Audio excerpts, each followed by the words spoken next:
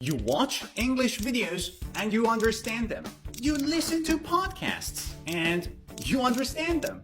When people talk to you, you understand them. But when you want to speak, your mind goes. If that is you, this video is going to fix that. I am going to show you exactly why this happens and how to fix it. Part 1. Why does it happen? Think about everything you do to study English. Watching videos, listening to podcasts, reading books, studying grammar, learning vocabulary. Everything you do is about receiving information. You are absorbing everything. But speaking is the opposite. When you speak, you produce information. You no longer receive. You produce. And most of the students I have talked to spend most of their time absorbing and almost zero time producing. That is the root of the problem. And now that we know what the problem is, we can fix it. And the solution is simple. Speak, speak, and speak as much as you can. But hey, it's easier said than done. It's easy to say, go out there and speak. But it's hard to go out there and speak. You need to know how to practice speaking. And in fact, I have found 6 problems that do not allow you to practice speaking. Let's talk about them. Part 2. How to practice speaking. 6 problems. Problem 1. I have nobody to talk to. And it's true. Speaking needs a second person. It's like a game of ping pong.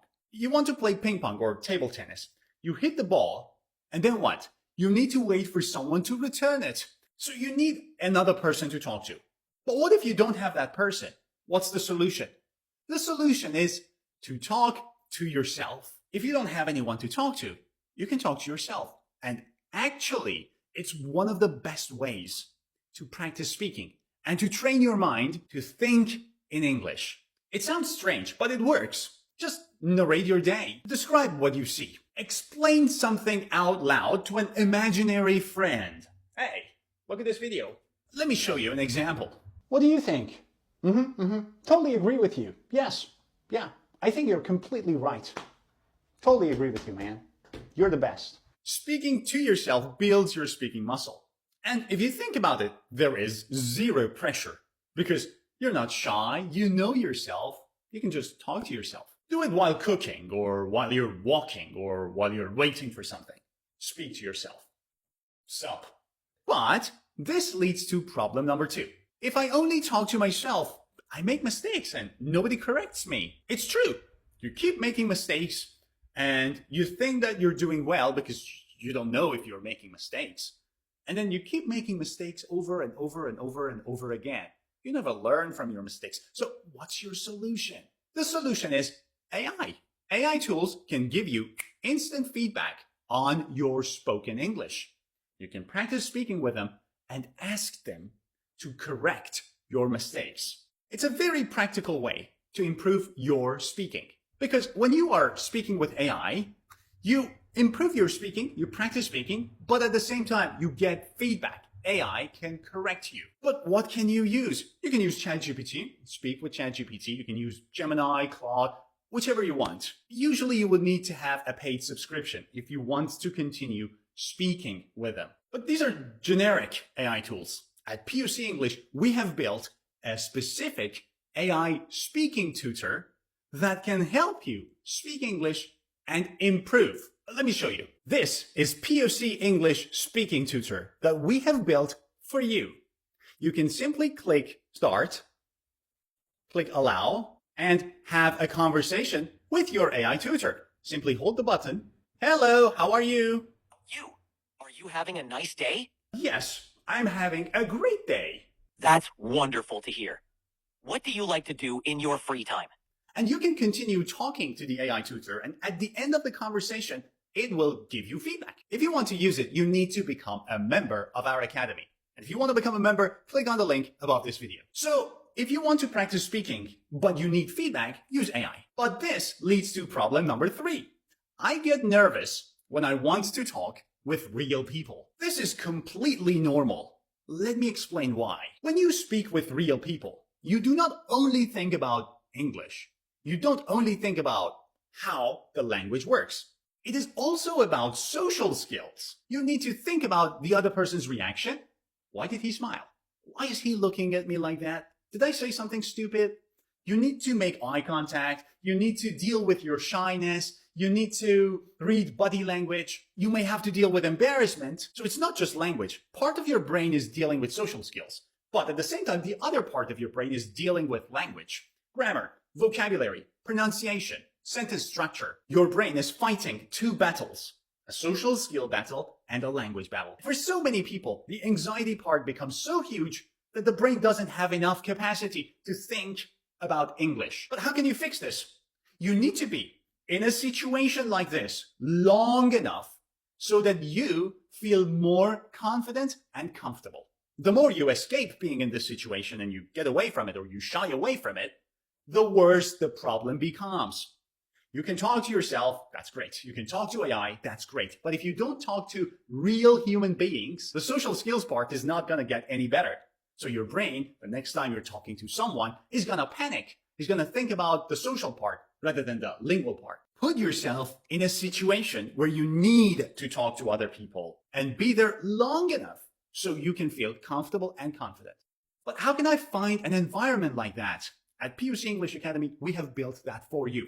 We have a student community with more than 1,000 members, and we have live Zoom speaking sessions where you can see your classmates and you can talk to them. And by becoming a member of the Academy, apart from the AI tools I just showed you, you will also have access to Zoom speaking sessions and the student community. And if you want to become a member, don't forget to click on the link above this video. So to conclude, you need to practice with yourself, you need to practice with AI, but at the same time, you need to practice with real human beings. And when you are practicing with real people, there is another problem. Problem 4. What if I make mistakes? If you make mistakes in front of other people, wow, it can be a disaster, right? They're going to laugh at me. They're going to point at me. I'm going to make a fool out of myself. It's going to be very bad. No, it's not. You are learning a new language. It is not your first language. This is your second, or maybe in some cases your third language. You already know another language. This is your second language. Think about it like this. If you want to learn how to play tennis, the first time you go on court, are you gonna feel embarrassed because you don't know how to play? No, because you know that I am a beginner level student. I will need to make mistakes to learn. So why is it that when you want to speak with other people, you are afraid of making mistakes? Again, it is the social anxiety part and perfectionism, because you want your English to be perfect. And then I go and talk to someone, but that is not good. Let me explain it this way.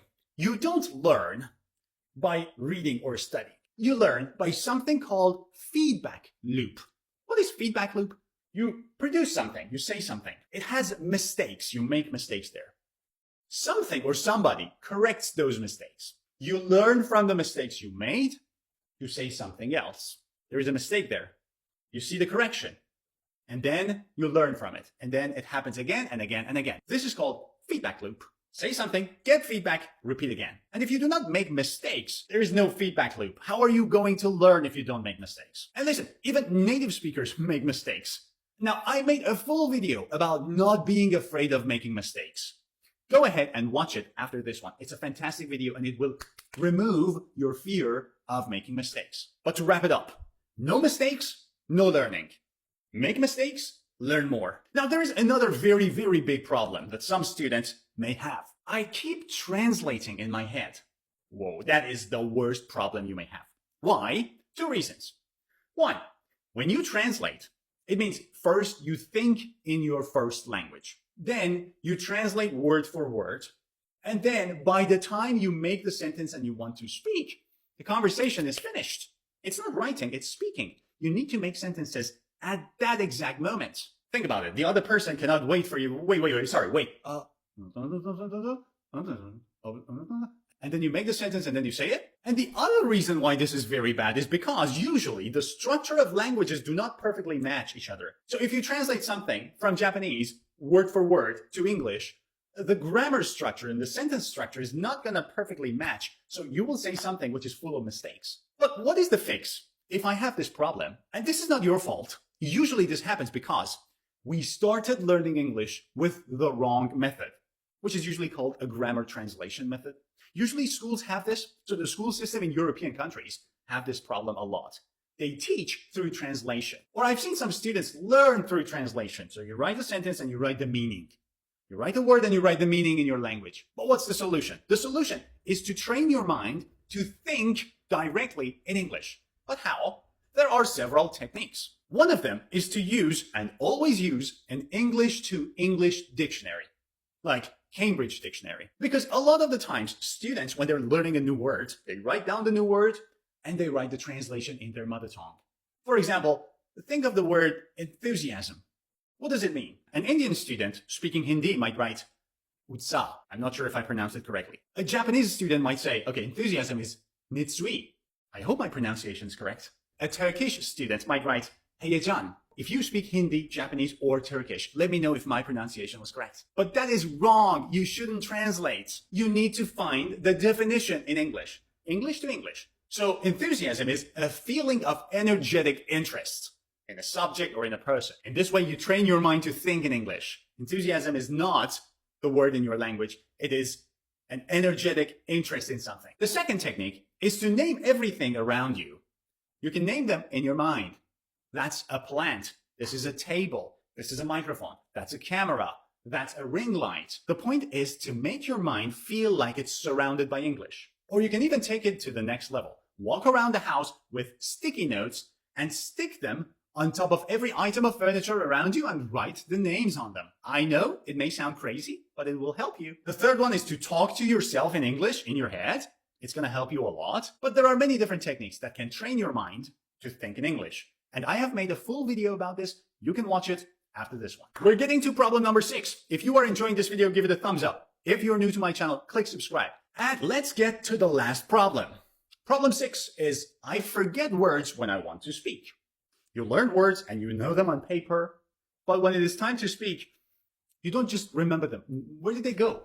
They just disappear. You know them, but you can't use them. Think of it like this. There's a warehouse in your brain full of words. And if you go into the warehouse, if you open a book and you see some words, you know the meaning. Perfect. But apart from the warehouse, you have a toolbox. In the toolbox, you have the tools that you use every day. And not all of the tools in the warehouse are in the toolbox. The toolbox has all the words that you can use when you speak. The warehouse is full of words that you know, but you cannot easily use them when you speak. Those words in the warehouse, they are passive. They are sitting in your brain, full of dust, and you don't even know that you have them.